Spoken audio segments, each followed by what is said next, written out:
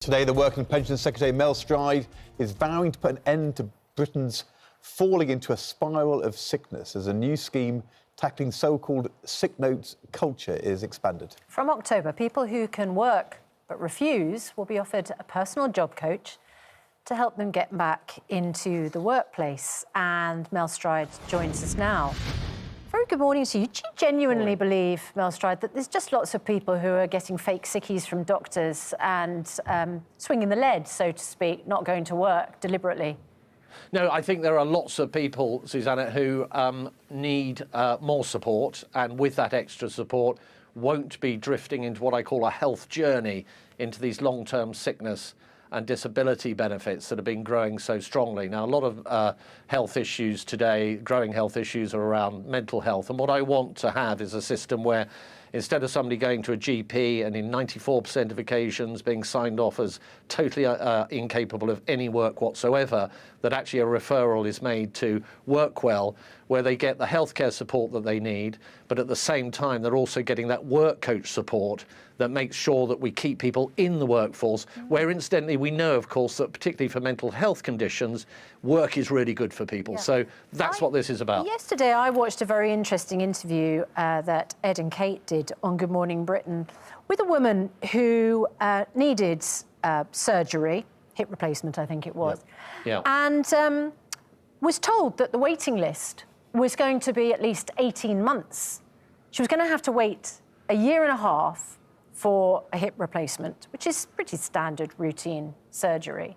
She couldn't do that. She couldn't work. She could not physically work.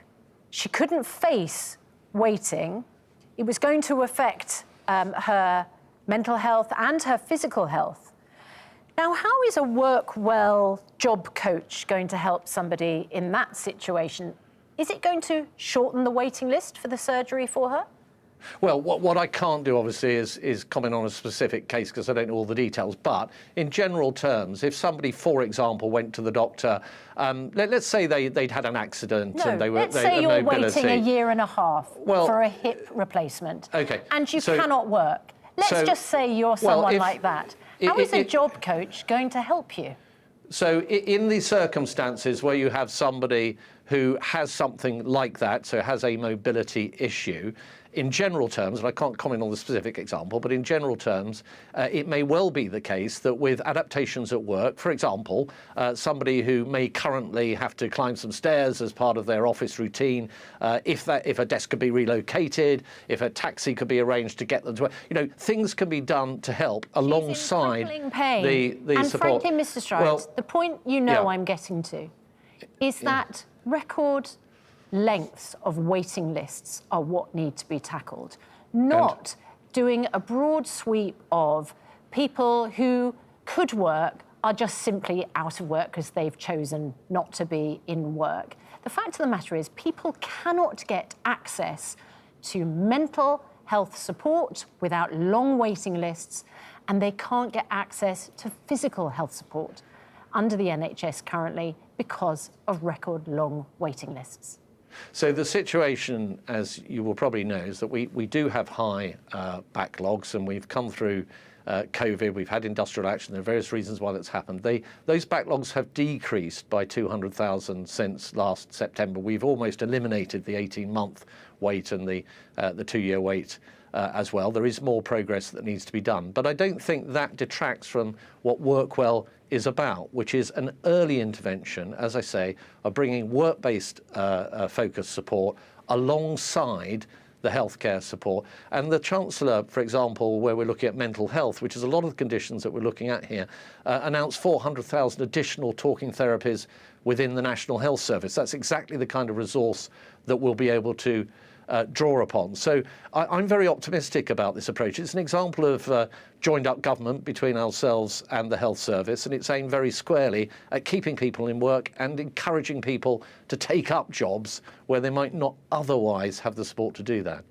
Can I ask you about another aspect of your responsibility? We've talked a lot in recent weeks with you about what you've been doing to raise pensions for pensioners. And we've talked a lot to you about what you're doing to try and get older people who are currently not working on sickness benefit back into work. But when it comes to families with children, the recent figures from your own department say that the number of children living in absolute poverty is now at its highest level for 30 years. Why has that happened, and what is the plan there? So when you look at absolute poverty, Ed, compared to 2010, we've got 1.1 million fewer people in absolute poverty. We've got 100,000 fewer children in absolute poverty, and we've got about 200,000 fewer pensioners in absolute poverty. And one of the reasons why those figures through that period of time have come down is that we've been really good at putting work at the centre of our economy. So there are 4 million more people in work than there were in 2010. We have Mr. Stride, near historic. Just on these facts, the Financial Times reports Department of Work and Pensions figures saying fastest rise in UK child poverty for 30 years. The share of children being in absolute poverty in the UK has risen to its highest rate for 30 years, 25% of children in absolute poverty. So these aren't the Financial Times' figures, they're DWP figures, and they say the highest level for 30 years. Why are you telling us they've gone down when the Financial Times says, DWP say they're up to the highest level for 30 years? I'm sharing a DWP figure with you, which is that absolute poverty after housing costs for children has fallen by 100,000 children since 2010. The share of children living in absolute poverty in the UK has risen to its highest rate for 30 years, official data shows. So are you saying that your department's figures are wrong, or are you saying the Financial Times reported it wrong? No. On the one hand, I think you're talking about a share. I think you're talking about a share in one case, and an absolute number is what I'm talking about in another. But look, to your point, there is no doubt that cost of living pressures have been very considerable. Now, we've gone through COVID. We saw a contraction in the UK economy overnight of about 10%, the greatest contraction since the Great Frost of about 1709. We've seen a war between Ukraine and Russia lead to a spike in energy prices and a huge spike in inflation. Those have put huge pressures on people. Now, what we've responded to, the way we responded to that when Rishi Sunak was Chancellor through furlough, etc., is to avoid mass unemployment. To get us through that, we've had cost of living payments for pensioners for 8 million low-income households, which I've administered through my department through Universal Credit to support the people, particularly those that are in most need. Now, I believe that the economy is now turning the corner, and what I mean by that is that inflation, as we know, has fallen by from 11.1 to 3.2%. The last 9 consecutive months, we've seen real wages increasing. We've managed to cut taxes for average earners through national insurance cut by £900 a year. The national living wage for low earners is going up. Ask Mel Stride, these are things that matter. Rosy? What happened during the local elections? Susanna, I can't let you say that. I didn't say everything was rosy. That's you putting words in my mouth. I said things are tough. That's my words. Indeed, but you said you are saying everything's rosy. All the measures that the government's put in place to alleviate a cost of living crisis. Ed's just read out figures on children in poverty, and you've just had one of the most disastrous nights at the local and mayoral elections. What you're saying and what people are feeling are completely at odds.